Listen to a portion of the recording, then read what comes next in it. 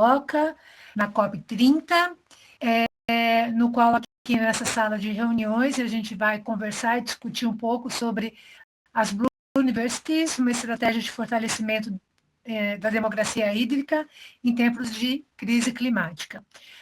Só poderia alguém, por favor, aqui no chat me confirmar se estão me ouvindo corretamente.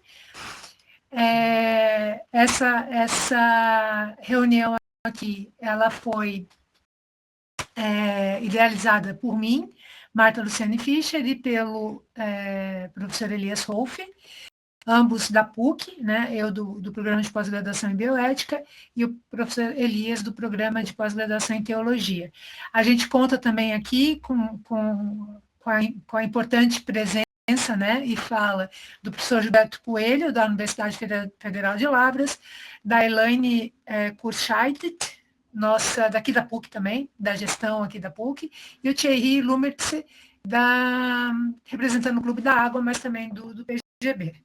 Bom, gente, então aqui nesse espaço a gente está, um momento histórico em que a gente está trazendo aqui a presença da Blue Community, na verdade, né, das comunidades azuis, dentro de uma reunião das partes, que ocorre no Brasil, um momento histórico também, em que a gente está discutindo bastante essas questões da água, e aqui nesse espaço a gente vai discutir essa dimensão dentro do universitário. Essa pequena introdução que eu passo para vocês, ela foi passada pelo Roland Brumer, que é o comunicador, né? Ele faz parte da comunicação das Blues Communities, das comunidades azuis. O importante entender é que essa comunidade azul, ela se refere a uma rede global pela água como direito humano fundamental. Ela não tem nenhuma liderança, ela não tem nenhum lugar que determina regras de funcionamento. Ela tem alguns princípios básicos, mas ela tem a ideia de funcionamento comunitário, que é algo, né, que a gente procura, né, esse novo modelo de gestão. Essa ideia, ela se iniciou em 2011 no Canadá, quando ela foi fundada, que foi a primeira comunidade, né, azul que existiu, e depois ela teve um crescimento muito grande, né? Ela atinge desde grandes metrópoles, né, como Vancouver, Los Angeles, Paris, Bruxelas, Berlim, e vem crescendo muito agora desde 2002, e expandindo principalmente pela Ásia e pela África, né, a partir de 2022. E além da cidade, né, uma cidade pode ser uma comunidade azul, mas também comunidades locais menores, né, cidades menores, paróquias, sindicatos, ou as instituições de ensino, que é o que a gente representa aqui hoje.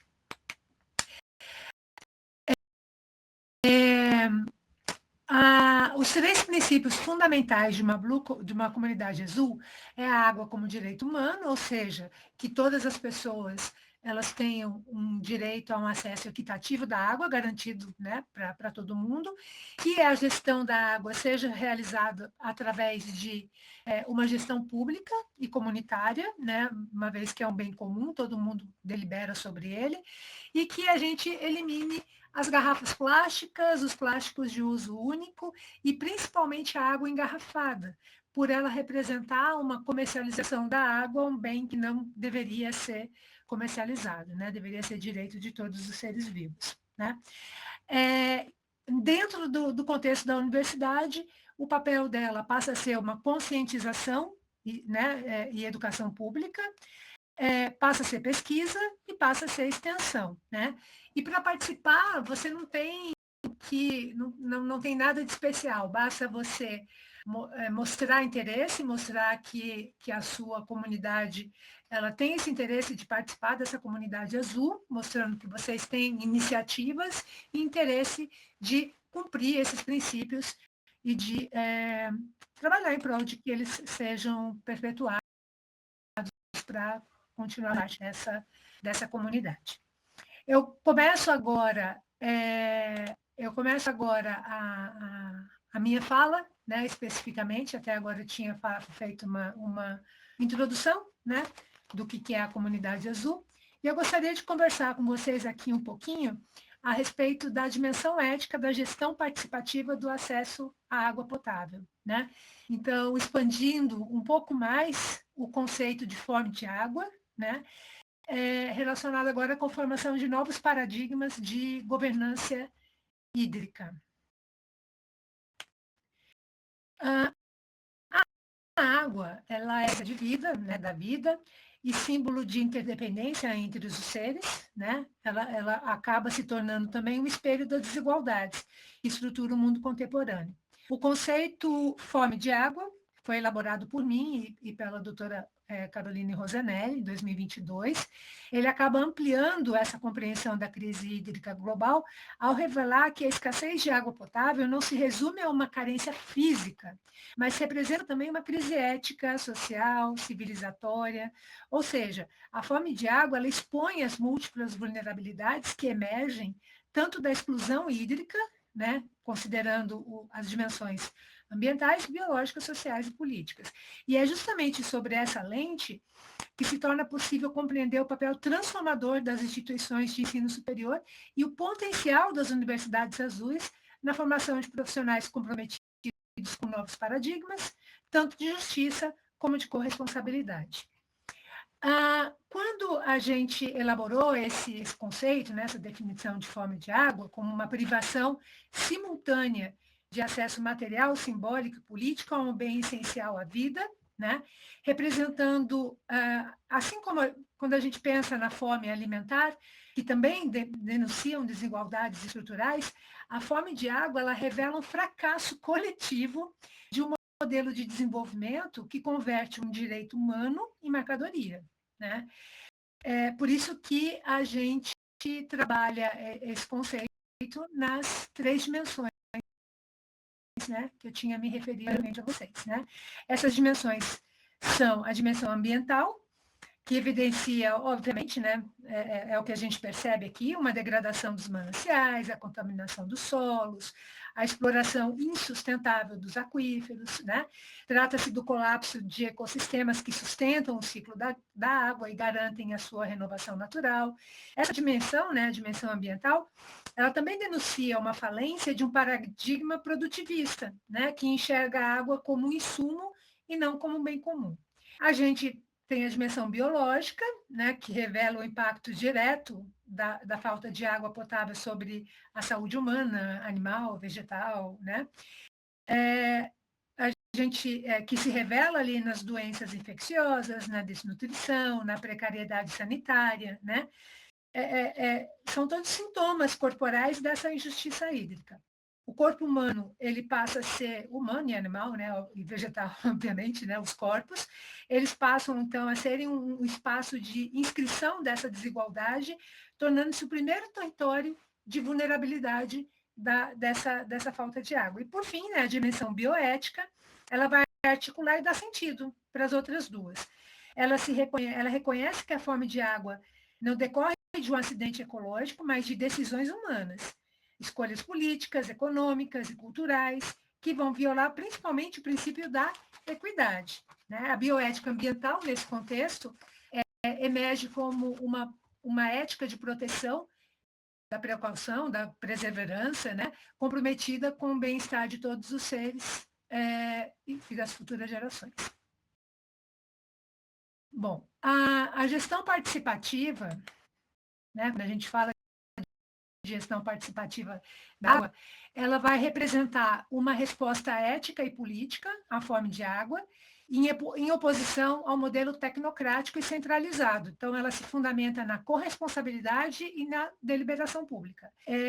Quando se trabalhava ali a questão do conceito de fome de água, o direito humano da água exige não apenas garantias normativas, mas processos participativos reais, que assegurem o envolvimento de comunidades, universidades, movimentos sociais e governos locais na tomada de decisões. A ética da gestão participativa, ela é inspirada tanto na bioética de intervenção como de proteção, ela sustenta que o Estado tem o dever de proteger os vulneráveis e intervir para corrigir desigualdades estruturais. Isso implica enfrentar a vulnerabilidade programática, a incapacidade das políticas públicas de sustentar ações de longo prazo e promover arranjos institucionais que garantam a continuidade das políticas de água e saneamento, independente dos ciclos eleitorais, como a gente, né, normalmente vê. Mas a ampliação desse horizonte aponta a necessidade de uma ética intergeracional e multiespécie, né, também, né? Baseada no princípio da responsabilidade. Cuidar da água hoje é um dever moral com o futuro.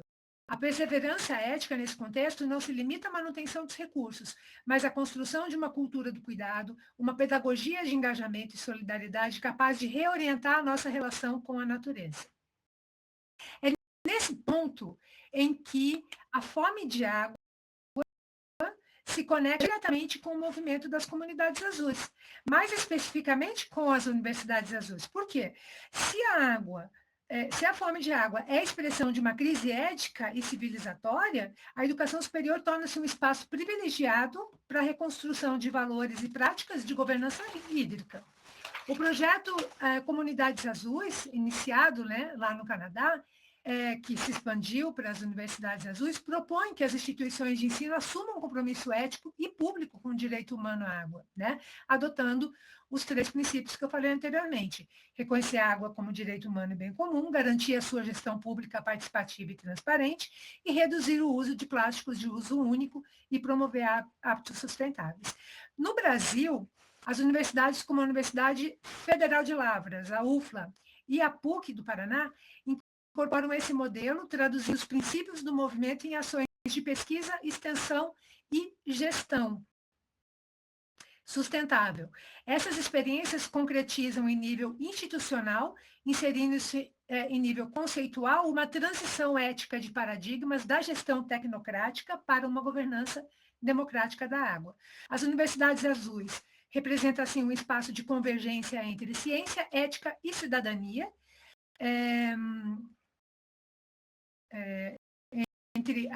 reconhecendo, então, a água como um direito, como reconhecendo a água como um direito de ser humano e um bem comum a todos, uma gestão pública que vai garantir a voz para todo mundo e uma sustentabilidade para que ela seja, né, replicável. A ética da gestão participativa, ela, então, requer profissionais que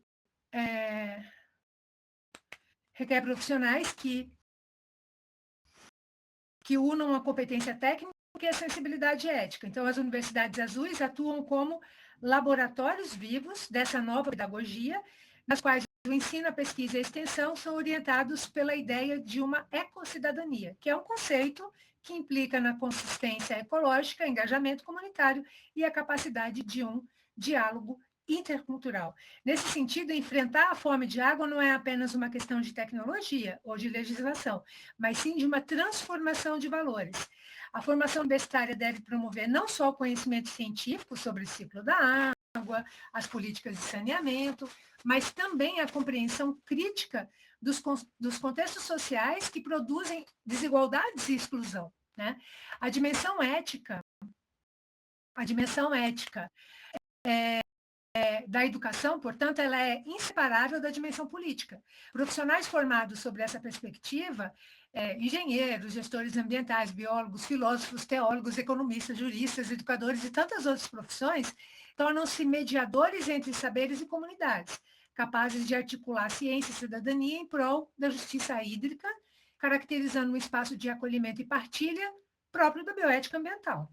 Então, o paradigma das universidades azuis encarna essa mudança, propondo que cada instituição de ensino seja também um agente de transformação social, comprometido com práticas de sustentabilidade e equidade. A superação da fome de água exige uma mudança de cosmovisão, a evocação de uma ética do cuidado que reconhece o valor intrínseco da água e a sua dimensão simbólica, espiritual e cultural. A água é mais do que recurso, é o elo entre formas de vida, memória coletiva e esperança. Ao adotar essa perspectiva ampliada, as universidades azuis aproximam a racionalidade científica da sensibilização ecológica e a sabedoria dos povos tradicionais, integrando saberes locais e acadêmicos em projetos de gestão participativa. Essa cosmovisão compartilhada é essencial para romper com a lógica antropocêntrica e mercantil. A água já não pertence ao ser humano, é o ser humano que pertence ao ciclo da água. Tal consciência transforma a ética da gestão participativa em ética da convivência, uma prática que busca harmonia entre o cuidado ambiental, o desenvolvimento social e a espiritualidade da Terra. Só passando aqui. Então, esse conceito de fome de água, ao revelar essas dimensões, né, essas múltiplas dimensões ambiental, biológica e bioética da crise hídrica, ela nos desafia a repensar as bases da nossa convivência com o planeta. A gestão participativa, orientada pela bioética da proteção, oferece um caminho para restaurar o equilíbrio entre tecnologia, justiça e solidariedade. Porém, é na educação superior e particularmente nas universidades azuis que esse caminho ganha uma força institucional e um horizonte de futuro.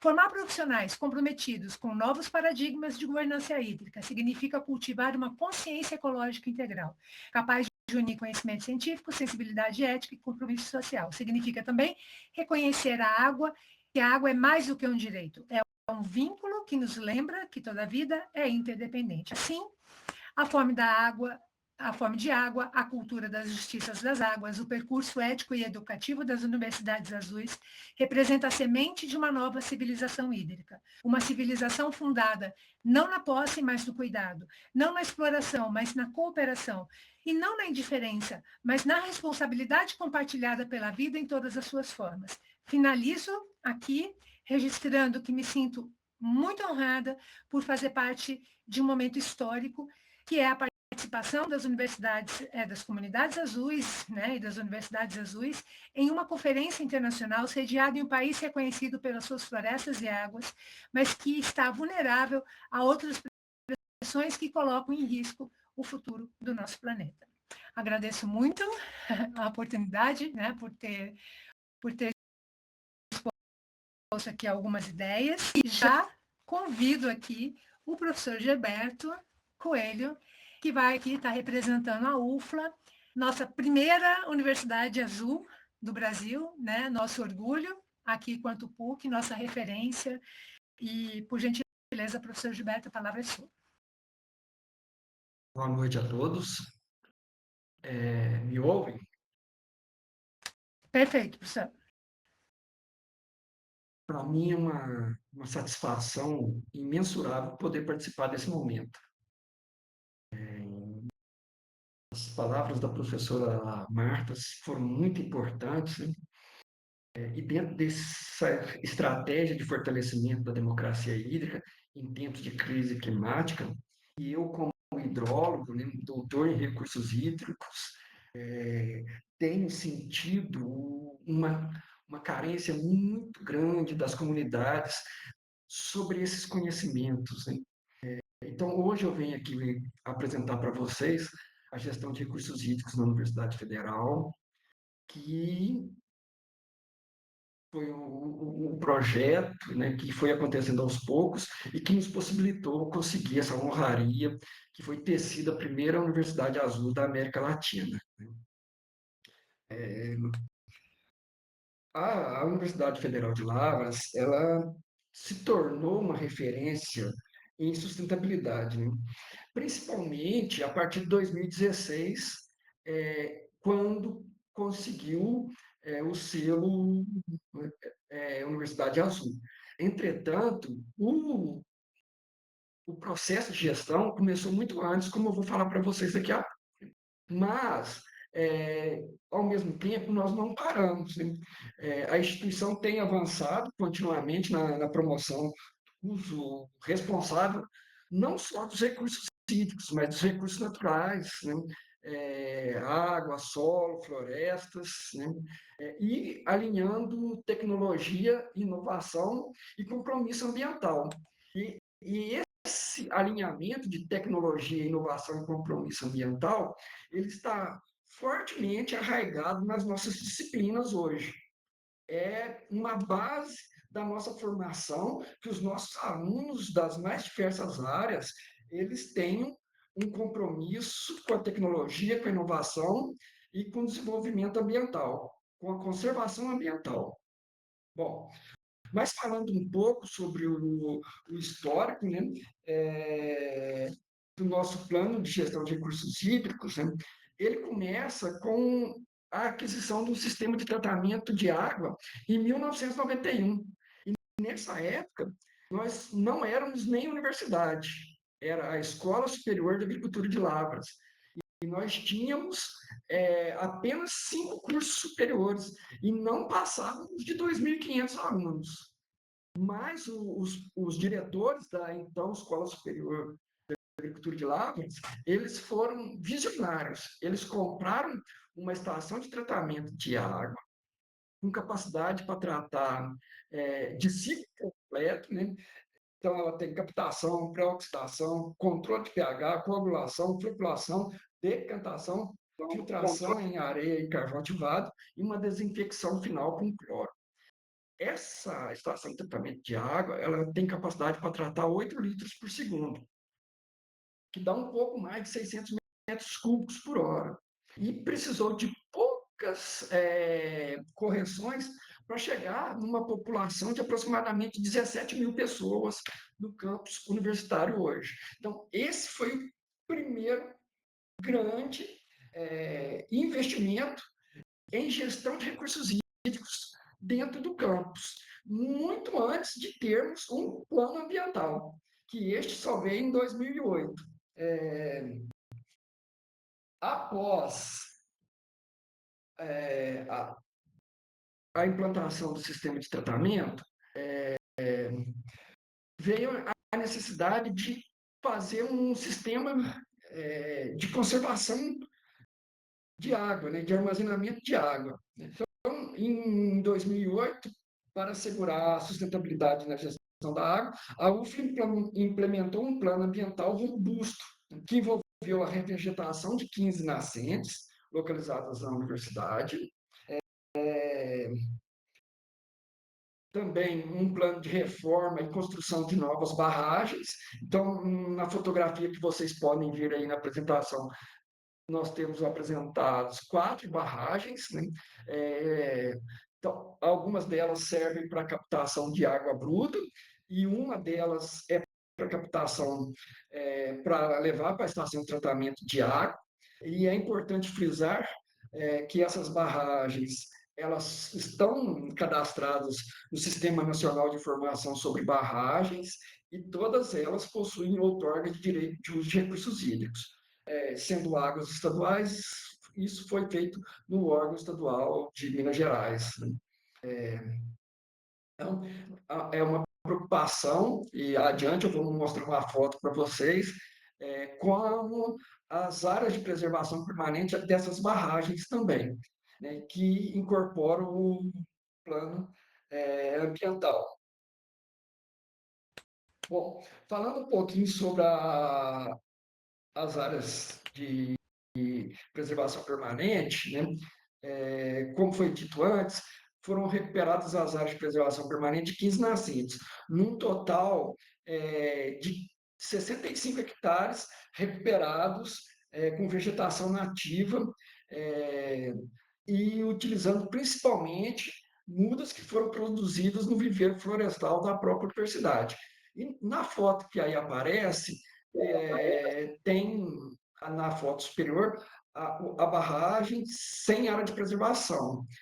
E na foto inferior já tem a mesma barragem com a floresta sendo regenerada em 2022, a foto inferior.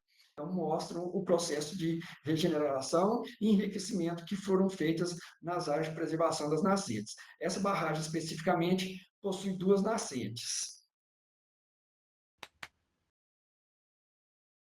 Em 2016, foi feito o último grande investimento, foi a aquisição de uma estação de tratamento de efluentes que é totalmente automatizada. O sistema inclui unidade de gradeamento, medidor de vazão, caixa separadora de gordura, reatores anaeróbicos, os famosos WASB, filtros biológicos aerados, os FBAs, filtros rápidos de areia, clorador e unidade de tratamento de radiação ultravioleta. E, por fim, medidor de vazão. O efluente tratado, ele é lançado com uma qualidade adequada no corpo receptor e uma boa parte dele é utilizado na própria universidade para a irrigação do viveiro florestal, como vocês vão ver adiante. Né? Então, esse foi o último grande investimento. Hoje ele se tornou uma vitrine da universidade. Muitas instituições de ensino e cidades procuram nos visitar, né, para conhecer a estação de tratamento de água. Bom, mas para monitorar esses sistemas, nós temos alguns laboratórios, né? E principalmente o Laboratório de Qualidade de Água, o LAQUAI, que é a sigla desse laboratório. Esse laboratório ele é responsável por monitorar a qualidade da água dos poços artesianos que nós temos, das lagoas, da água que é recalcada da ETA, de pontos de coleta distribuídos pelo campus e da estação de tratamento de esgotos. Então, esse laboratório garante a efetiva gestão dos nossos recursos hídricos em termos de qualidade. Então, ele é muito importante dentro do sistema de gestão. Somando as ações que foram feitas de recuperação ambiental, a construção das lagoas, a estação de tratamento de água e a estação de tratamento de esgoto, nós conseguimos alguns benefícios ambientais. Um muito importante foi a redução das perdas na rede. E essa redução também foi maximizada em função da aquisição de hidrômetros e transdutores de pressão. Então, nós estamos, nesse momento, ampliando os pontos de monitoramento com hidrômetros e transdutores de pressão e construindo um painel em que os nossos operadores vão perceber consumos atípicos e quedas de pressão na rede, indicando vazamentos, por exemplo.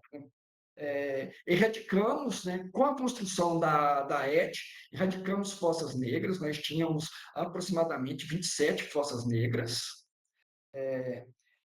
Houve, então, uma redução do consumo natural. Né? Então, em 2023, aproximadamente 1.541 metros cúbicos de efluente foram reutilizados na irrigação do viveiro florestal. Reduzimos, então, o lançamento de efluentes no corpo hídrico e melhoramos significativamente a qualidade do efluente que é lançado no corpo hídrico.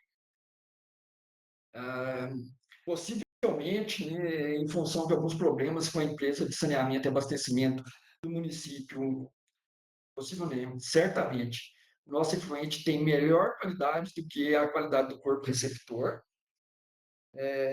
Isso gerou um impacto na matriz orçamentária. Né? Em 2003, a economia foi de 74% no consumo de água e 69,8% na taxa de tratamento de esgoto. Minimizou a pressão sobre os recursos hídricos do município. Então, foram ações muito efetivas. Né? Bom, e valores da UFRA, como sustentabilidade e compromisso social, são demonstrados através da gestão eficiente e transparente dos recursos hídricos. A certificação Blue University, recebida em reconhecimento à gestão responsável da água, destaca o empenho da instituição em manter os altos padrões ambientais e éticos. A cultura institucional da UFRA é fortalecida por suas campanhas regulares de conscientização sobre a proteção e redução do desperdício de água, além do treinamento contínuo da comunidade acadêmica, assim como da comunidade externa. Aí, finalizando minha apresentação, eu não consegui uma foto que eu tivesse toda a minha equipe, mas eu gostaria de destacar o quanto essa equipe imbuída em fazer a diretoria de meio ambiente apresentar resultados satisfatórios e que estes resultados são levados para a administração, buscando sempre novos recursos para ampliar a, o arcabouço de ações ambientais da diretoria de meio ambiente. Muito obrigado a todos. Obrigada, Gilberto. Pessoal, se vocês tiverem perguntas, podem ir colocando ali no chat, que depois, no final, a gente vai abrir, vai ler as perguntas de vocês, né? Vai fazer uma interação com vocês. A gente vai tocando aqui na sequência para ouvir todos os nossos convidados e, no final, a gente faz o nosso debate, tá ok? Eu convido agora a Elaine. Elaine, como que é o teu sobrenome, que eu não estou conseguindo pronunciar? Elaine Kurchay. Boa noite Puxa. a todos. Então, agora a palavra é tua, representando a nossa PUC-PR. Obrigada, Marta. Obrigada pelo convite também a todos, por estarem aqui conosco. Meu nome é Elaine Kurchay, sou engenheira ambiental formada pela PUC de Curitiba, a PUC-PR Curitiba, e com muito prazer agradeço a presença de todos vocês. Nós vamos falar um pouquinho sobre a gestão de resíduos, que tem relação direta com a qualidade também e o recurso hídrico, tá? Falando dentro da parte de gestão de resíduos, a gente tem um projeto com a cooperativa do nosso entorno. Essa cooperativa é uma cooperativa que ela atende 15 famílias, então esse projeto possui um impacto, não apenas um impacto social, mas também ambiental, porque 100% dos nossos resíduos recicláveis, antes, né, descartados de forma, uma cooperativa um pouco mais distante do nosso entorno, nós trouxemos essa oportunidade. Por que disso? Quando a gente olha para a nossa circunvizinhança, nós estamos próximos a uma comunidade em vulnerabilidade, no qual a gente pode, sim, potencializar os nossos impactos, principalmente sociais e ambientais. Falando também um pouco nessa parte da gestão de resíduos, visando aquele material de uso único, a redução do material de uso único, né? Trazendo para perto de nós a importância desse material de uso único, a redução de plástico. Quando a gente fala de redução de plástico, não é apenas o copinho plástico, aquele copinho que todo mundo utiliza e que fica lá por centenas de anos lá dentro do meio ambiente. Mas sim, também aquele material plástico que nós utilizamos diariamente. Por exemplo, o saco de lixo. Ele é um resíduo plástico no qual hoje nós utilizamos e acaba sendo descartado nos aterros sanitários, principalmente quando o resíduo é orgânico. Quando nós trouxemos essa problemática para dentro da PUC, o que nós fizemos? Nós olhamos as nossas dores. Quais eram nossas dores? Uma delas era ter vários cestos de lixo em todas as estações de trabalho. Com isso, nós criamos ilhas de descarte, no qual tem 2 tipos de resíduo, orgânico reciclável, e aquelas cestinhas de estação de trabalho foram eliminadas. E outras formas também de plástico foram eliminadas. Outro projeto foi a retirada dos sacos plásticos de dentro dos nossos banheiros. Então, aquelas cestas dentro dos banheiros, a gente acabou tirando o saco plástico porque havia mais de 3 trocas por dia, 7 dias por semana, 365 dias no ano. Com isso, nós trouxemos um procedimento operacional padrão, que a gente chama de POP, de higienização, como se fosse uma higienização terminal de hospitalar, para trazer a higiene para dentro dos hospitais, para dentro da nossa instituição da PUC, como a gente faz também nos hospitais. E isso trouxe uma redução significativa e colaborou com a nossa redução de plástico. Então, mais de 333 mil sacos plásticos foram deixados de descartar no meio ambiente com ações simples, além da retirada de 100% dos nossos copos plásticos do bloco de Politécnica, são 3 blocos, e no qual também nós tiramos das copas, né, e colocamos xícaras. Então, agora, a ideia é ampliar cada vez mais esses projetos para os demais blocos. Quando eu falo também um pouco da parte de compostagem, a gente trabalha com a compostagem com os materiais e folhas da jardinagem. Então, em 2025, nós trouxemos ali, em torno já, até setembro de 2025, 155 toneladas de descarte de folhas e varrição e grama, no qual vão todos para compostagem, gerando adubo. E no nosso bistrô, nesse ano, foi implantado o projeto de compostagem, no qual a gente já destinou 18 toneladas também de uma forma correta, que antes ia para o aterro sanitário.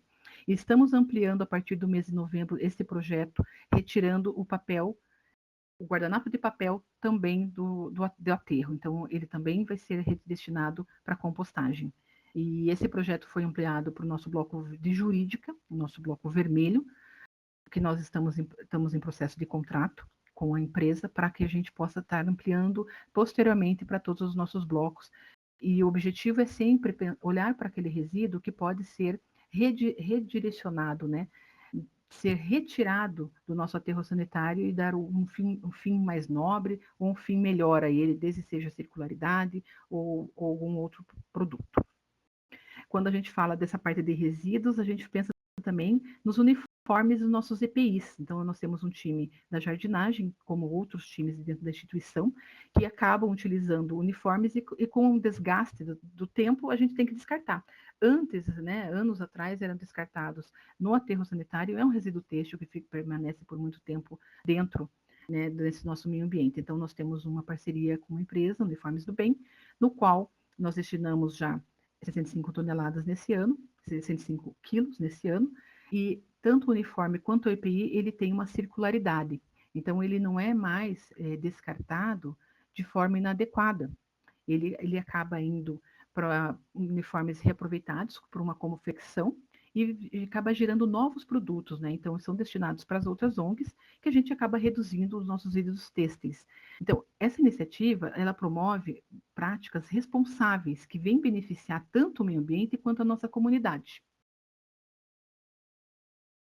E, por fim, nós temos também um time de jardinagem muito ativo, no qual nós trabalhamos o reaproveitamento das nossas plantas.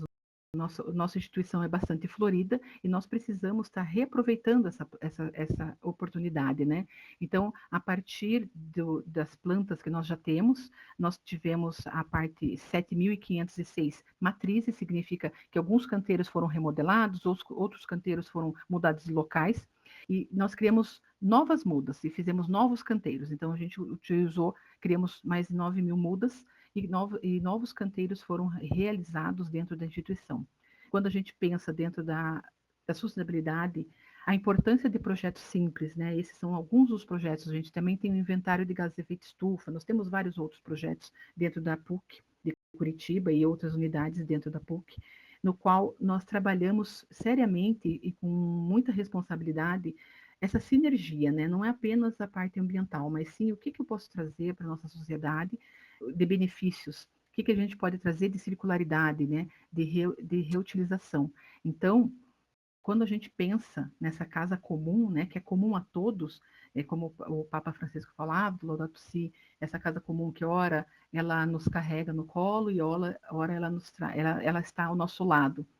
Nós não temos para onde ir, né? Essa casa comum é de todos nós. E quando a gente pensa em resíduo, esse resíduo a gente só descarta ele fora da nossa casa, das nossas casas normais, e não da nossa casa comum, que é o nosso planeta. Então, a gente precisa ter essa responsabilidade cada vez mais fortalecida para eliminarmos, reduzirmos essa geração de resíduos no aterro sanitário. Agradeço muito a oportunidade de todos. Obrigada por essa oportunidade, a Marta, professor Elias. Obrigada a todos. Obrigada, Elaine. Para passar o slide. Obrigada, Elaine. Então, também, pessoal, quem tiver perguntas ali, no final a gente conversa. Vocês veem que, como a gente está construindo algo em paralelo, né, a PUC e Lavras, bem interessante. Agora eu vou chamar o Thierry Bumertz para trazer um pouco da experiência dele, voltada com as ações, né, de sensibilização e educação ambiental, né, como representante ali do nosso Clube da Água também. Thierry, a palavra é tua. Boa noite, pessoal. É um prazer estar aqui, momento histórico, né? E eu venho para contar um pouquinho dessa história. Eu estou aqui como Potter, então a gente já vai, o Potter do futuro a gente já vai entender melhor. Então, eu vou contar um relato de experiência, né? Então, a última gota de água se apagou. E é uma parceria entre o Bioteatro e o Clube da Água, né, da PUC. Eu e a Marta, a gente está iniciando ali juntos mais um projeto, né, juntos. Pode passar, por favor. E para contar um pouquinho, né, então começou ali, a gente começou um projeto de doutorado, esse é só um fragmento, eu vou contar um fragmento do que é, né, e o bioteatro começou ali no mestrado, então tem atuação, tem educação e tudo, biologia, bioética, pode passar, por favor, isso. E aí criamos, então, o bioteatro, que é um método que utiliza o teatro como ferramenta educativa na promoção da bioética ambiental com crianças, né? E aí está se estendendo para jovens e adultos, e a gente tem esses três grandes pilares, né, do projeto, que é o teatro participativo, então aquele teatro em que a plateia participa, né? A educação integral, que seria o estudante ser o protagonista, né, da sua aprendizagem, e a bioética vem como ponte para abarcar tudo isso, né? O ponto de partida, então, foi o Potter, né, o nosso pai da bioética, que ele traz essas reflexões, né, que a gente precisa usar a nossa sabedoria, a sabedoria científica, né, o conhecimento científico, para que a gente crie um valor comum, que é a vida, né, para que essa e as próximas gerações de todos os seres vivos, né, não só nós humanos, mas de todos os seres vivos possam ter um ambiente mais equilibrado. Temos também, então, outros autores ali, né, que contribuem nessa condução. Então, o Wilson veio falar da biofilia, então, dessa ligação emocional que nós, seres humanos, né, nós temos com a natureza, pensando também nesse resgate dos conhecimentos ancestrais.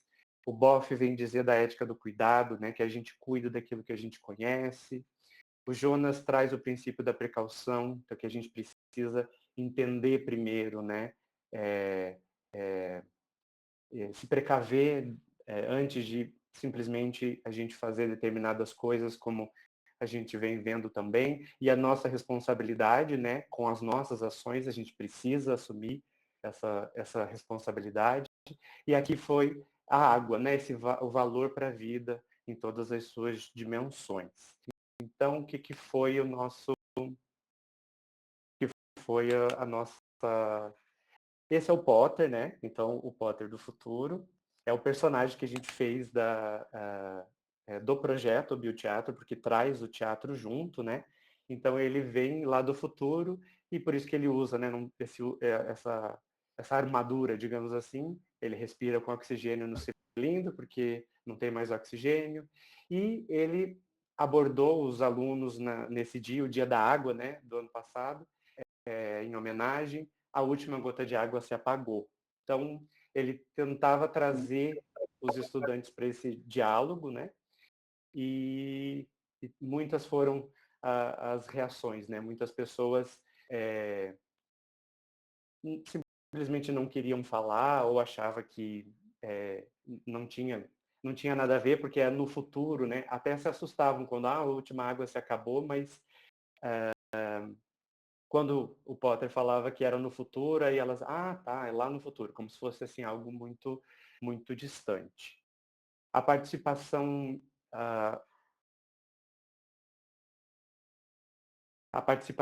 então foi um projeto, né, em parceria ali com o Comitê da Água e o Clube da Água da PUC e a Rede Ecumênica da Água.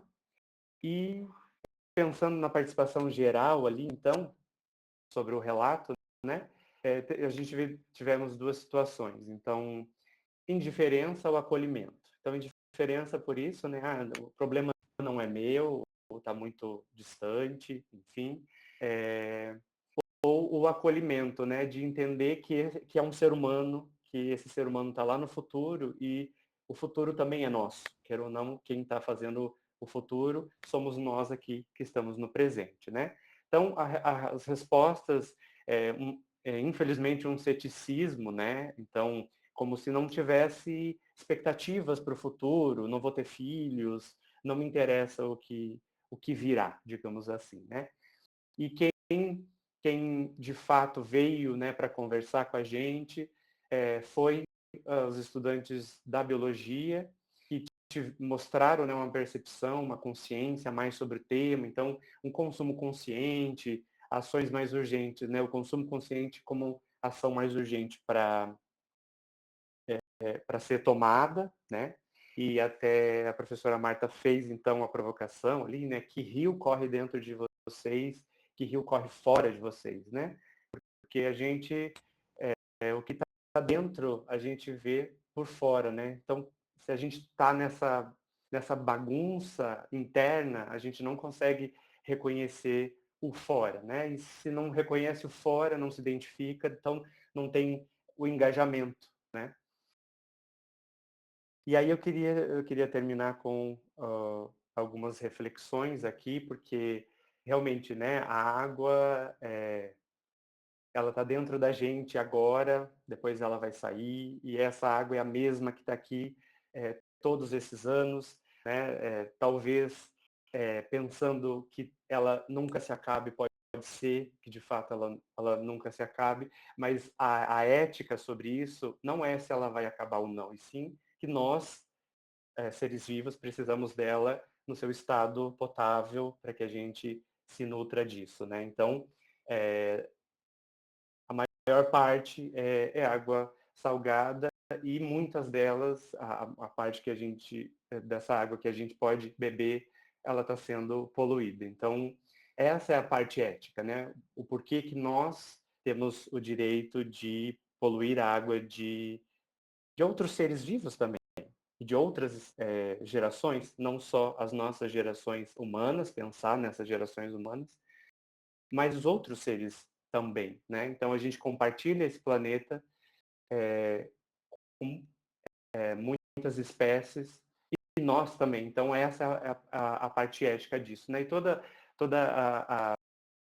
a gente tem que cultuar, a gente tem que respeitar, agradecer, né, pela vida que de fato a água nos dá, ser mais carinhoso e compreensível com esse líquido que é tão importante para a gente, e toda a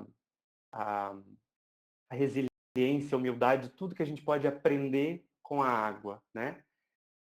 E é isso. Então essa água não é nossa, essa água ela está aqui, e daqui a pouco ela não está mais, então não nos pertence. Ela pertence a todos, e ela deveria ser um direito garantido para todas as espécies, né? Então é isso. Fico muito feliz e honrado de ter participado. O Potter está muito feliz, ele tem muita esperança, né, de que o futuro dele melhore, a gente também tem, e que a gente consiga nos ajudar e ajudar ele lá no futuro. Então, agradecer imensamente a todos vocês. Muito obrigado. Muito obrigada, Thierry. Então, agora eu convido o professor Elias Wolff para trazer a sua reflexão e acolher tudo isso que foi falado. Professor Elias, palavra do senhor. Se quiser ficar em pé, Obrigado. viu, que o senhor está sentado. Pois então, vou tentar aqui. Como é que esse menino se movimentar aí? Está meio preguiçoso. Ok, foi lá atrás. Vem cá. Eu vou sentar no teu lugar. Ok.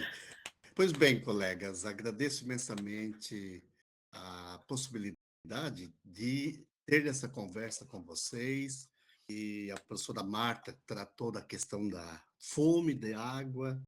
O Gilberto, bom tê-lo aqui, Gilberto, e a Universidade de Lavras, parceira, nos ensinando, então, a sermos uma Blue University, uma universidade azul, a PUC como a segunda universidade azul do Brasil. A Elaine, que mostrou, assim, o professor Gilberto, então, mostrou a sustentabilidade hídrica e ação significativa da Universidade Federal de Lavras para isto, né? A Elaine também mostrou as ações da PUC do Paraná visando a sustentabilidade ambiental e tendo foco também cada vez mais no cuidado da água, e o Thierry que traz a arte, o teatro, como uma contribuição para a bioética. Você fala também a biofilia, e aqui podemos entender a água, então, como um elemento fundamental, né, da biodiversidade, da vida como um todo, né? A minha fala, tentando contribuir nesse sentido, considerando o nome da nossa mesa, Estratégia de Fortalecimento da Democracia Hídrica em Tempos de Crise Climática, pensei em apresentar alguns desafios que todos nós percebemos naturalmente e devemos enfrentar juntos para a democracia hídrica no Brasil, tratando três elementos. Um primeiro vai dizer respeito ao que nós entendemos, né? Cada vez mais temos ciência de que a água precisa ser afirmada como direito humano fundamental. Um segundo, e em oposição a esse direito, vale a pena refletirmos sobre questões que estão dentro da proposta da mercantilização da água.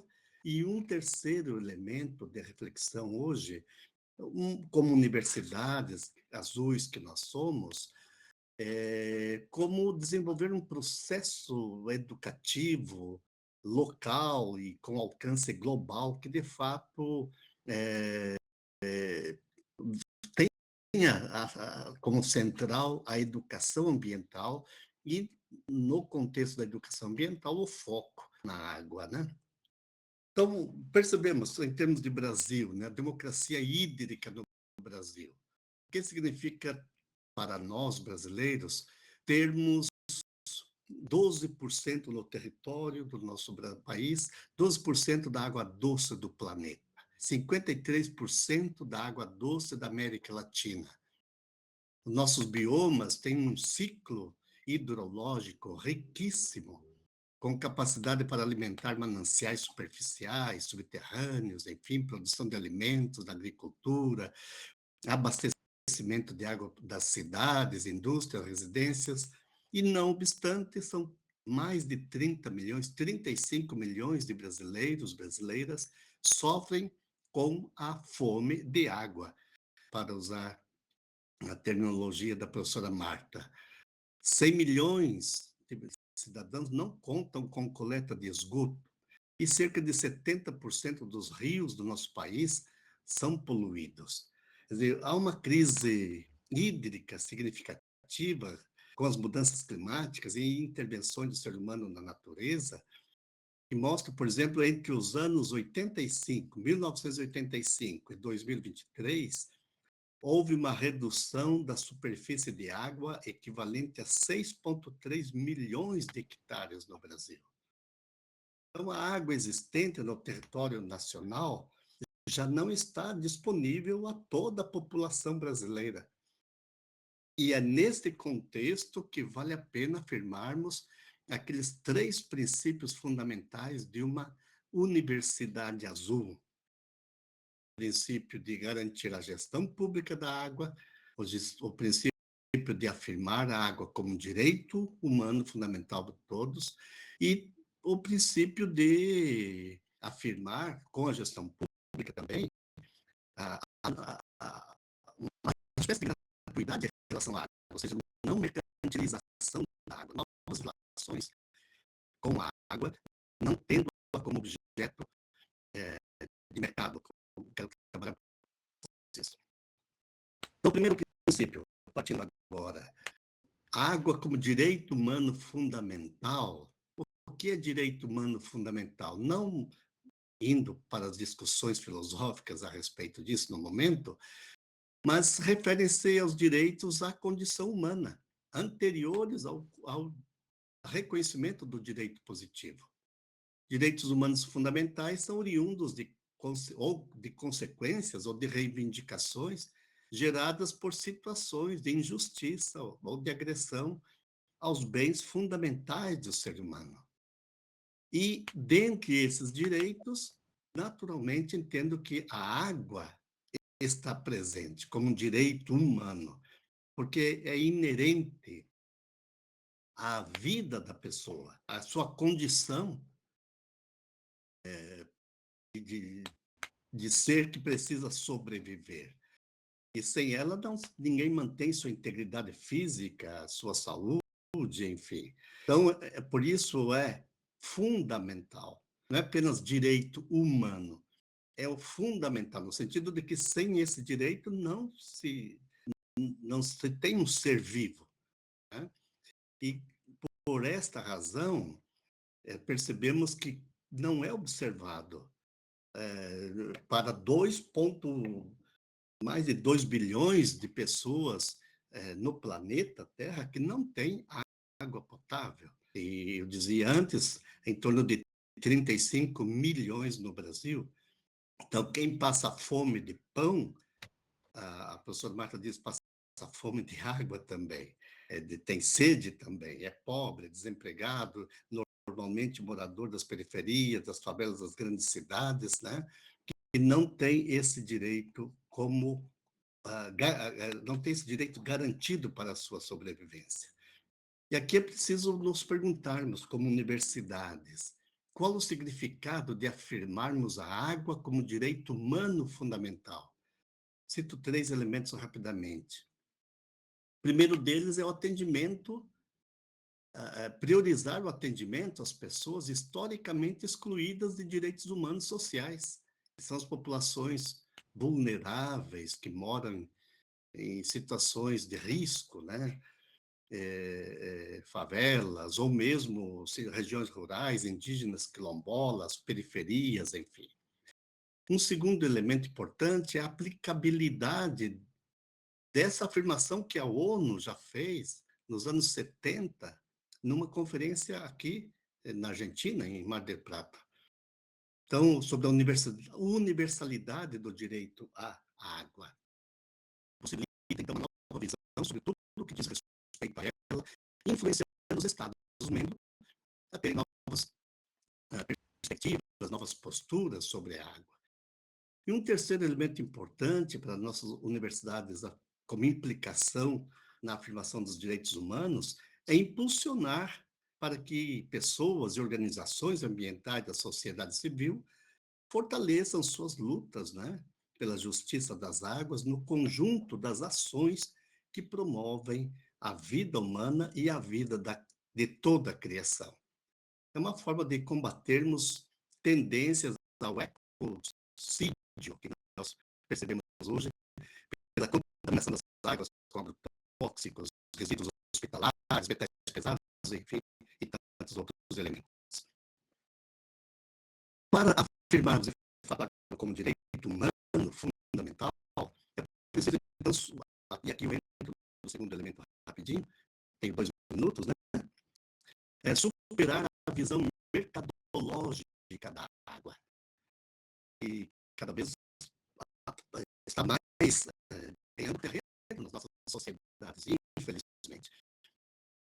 Uma proposta desenvolvida por corporações financeiras, setores econômicos da sociedade, que tem uma visão tecnicista no trato das águas e busca legitimar todo tipo de uso que delas se faz, sobretudo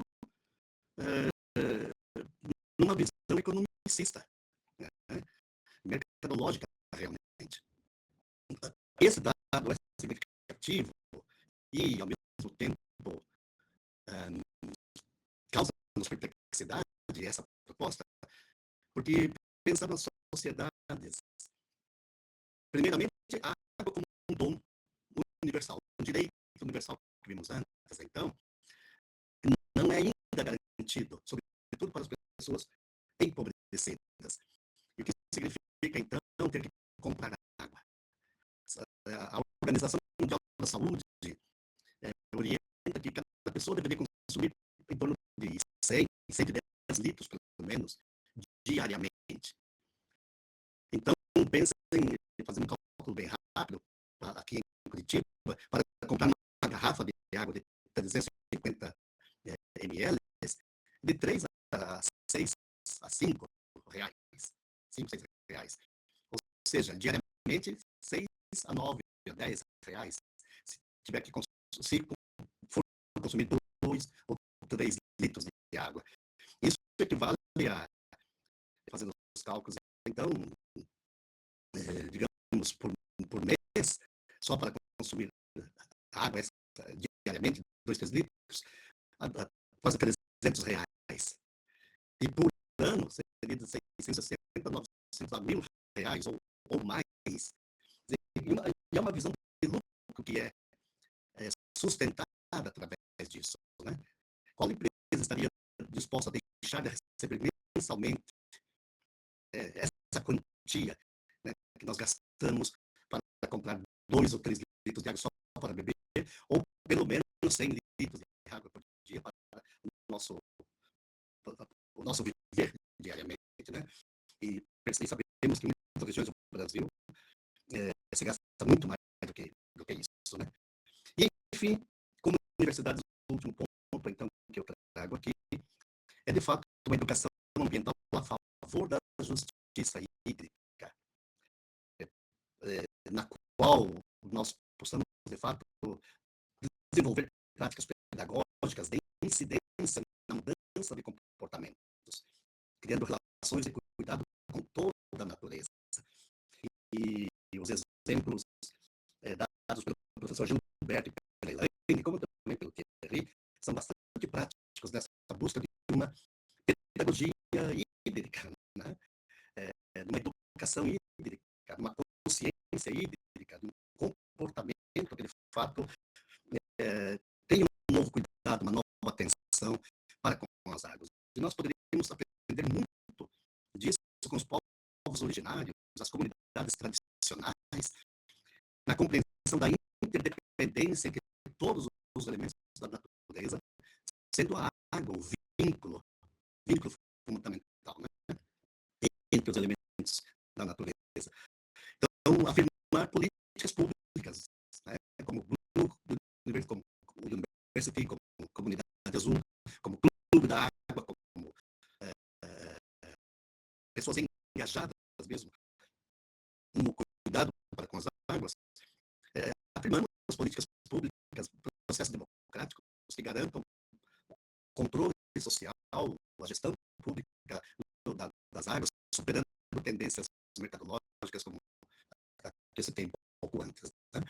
Então, a sociedade como um todo é envolvida em iniciativas que defendem a água como elemento fundamental.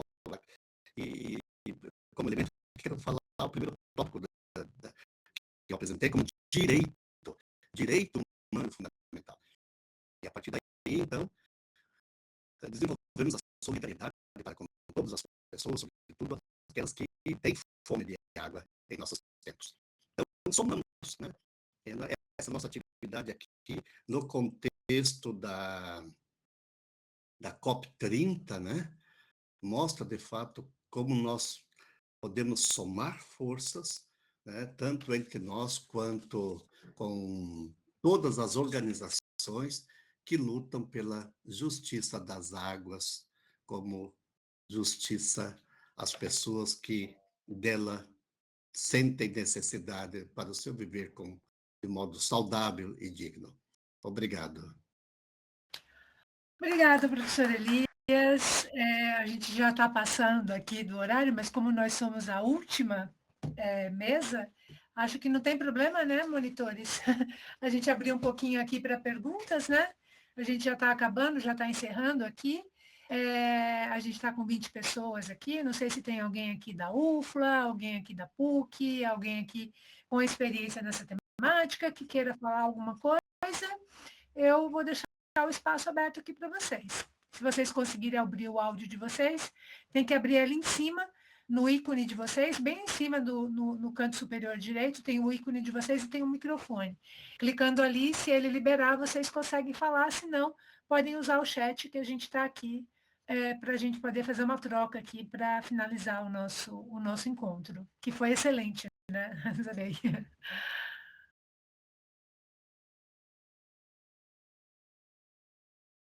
Alguém tem interesse de falar, de participar, de colocar alguma coisa?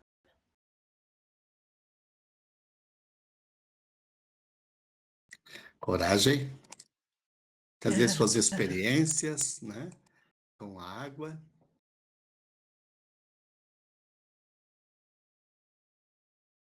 Ninguém aí da UFLA que está aqui ouvindo a gente, que queira completar um pouco o que o Gilberto falou?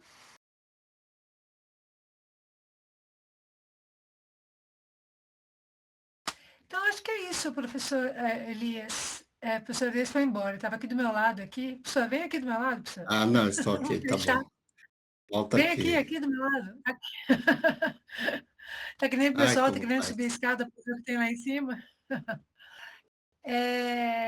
Então, eu gostaria de agradecer esse momento. Eu acho que foi uma experiência diferente para todo mundo, né? Viver esse metaverso, conhecer aqui esse espaço virtual aqui da COP30, né? Uma proposta diferente da gente poder interagir, em que a gente pode ficar em pé, pode ficar andando, pode ficar explorando o ambiente, né? Alguns estão ali sentados, ficaram sentados comportadamente a reunião inteira.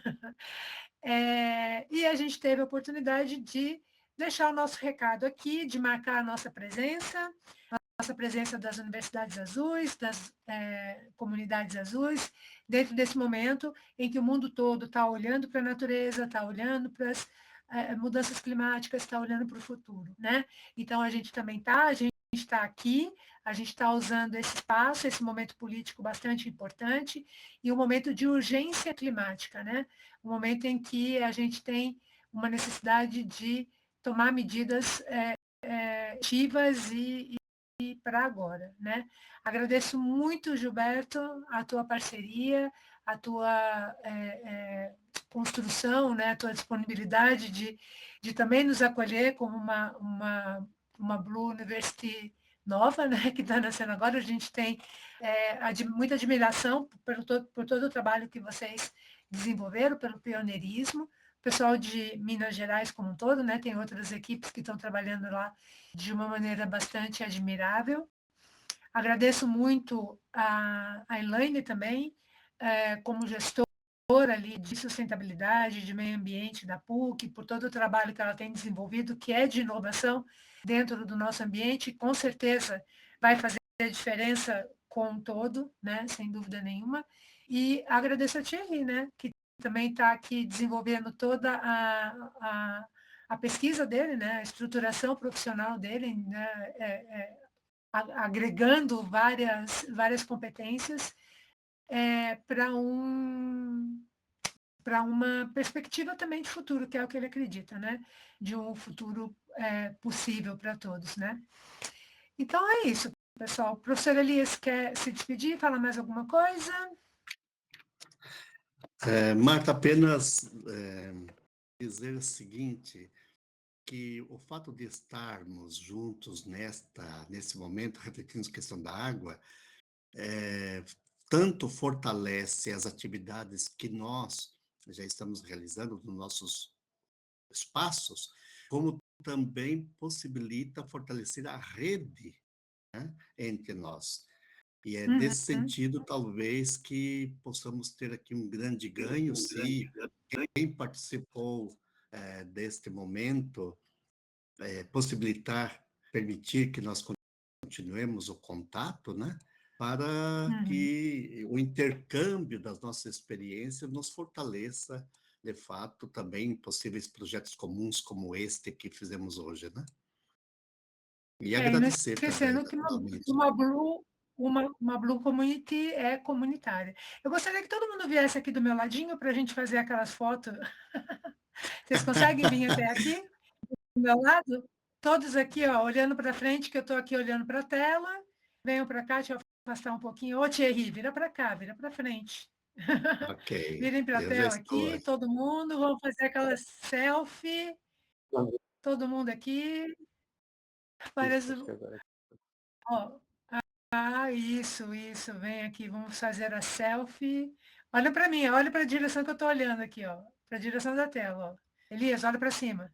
É só mexer o mouse e o mouse. Botar o mouse para cima. Isso, ó, Aí aqui todo mundo olha. a galera juntou comigo aqui, ó, tá bacana aqui, ó. Ó, tá aqui, quem que tá de de jaquetona aqui, tá um maior calor lá em Manaus, tá aqui com essa jaqueta aqui de neve, meu Deus. Vamos lá, vou fazer Legal. lá o print. 1, 2, 3. Vamos printar, todo mundo sorrindo. E... Valeu. Peraí que não foi print. Tchau, pessoal. Obrigadão, hein? Tchau, boa noite a todos. Obrigado, gente.